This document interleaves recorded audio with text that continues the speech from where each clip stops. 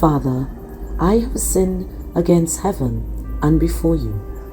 I am no longer worthy to be called your son. Luke 15:21. Thursday of the third week of Lent.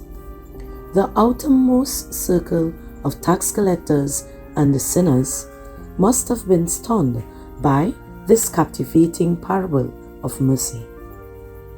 As Jesus describes the compassionate father who yearns for his son's return, the crowd's silence is piercing. Imagine how powerfully Jesus' teaching affected those on the fringes of society. As I explained earlier, ancient Judaism was filled with codes and classes, myriads classification, detailing what was permitted and not permitted, who was clean and unclean.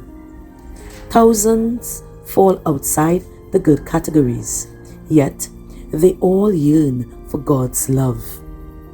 As Jesus teaches about the son's situation and the father's compassion, their hearts are moved and their eyes filled with tears. The sinners feel as if they are in the story. This parable is no longer about a fictitious son. This is about them.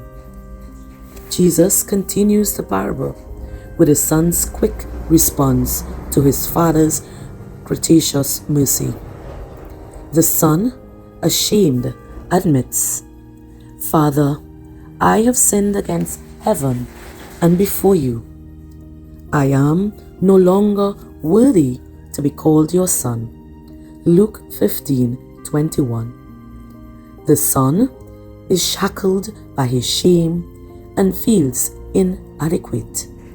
The father, however, is filled with mercy and love, loving his son despite the son's judgment of himself.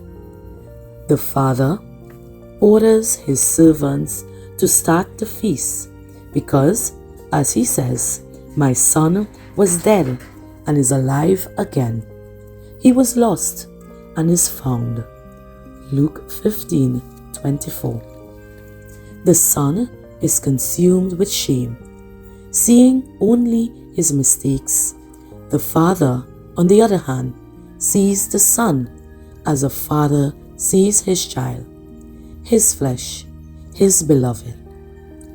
One of our deepest fears is that we are inadequate. Many of us quietly fear deep within that if people really knew us, they would not love us. This fear of who we think we are, this fear of inadequacy, drives many people to try to prove themselves professionally or financially. It may drive others to an inordinate obsession with their body or with looking at a certain age because of the way we see ourselves. We may find ourselves always trying to prove ourselves. Jesus doesn't look at us through our eyes.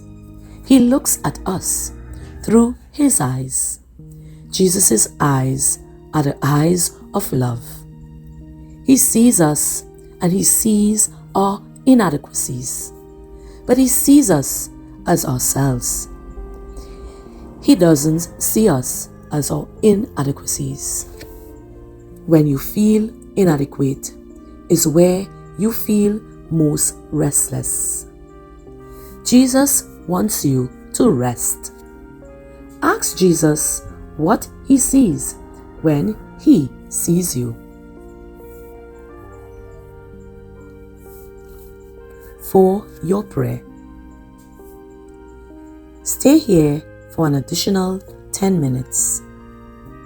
Today, pray with Luke 15:20-24.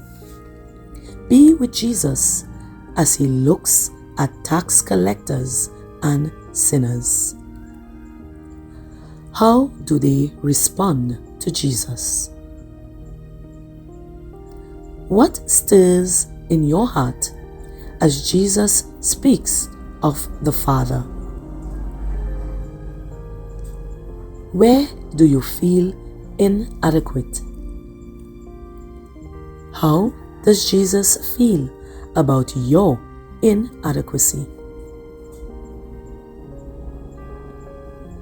What words stood out to you as you prayed? What did you find stirring in your heart?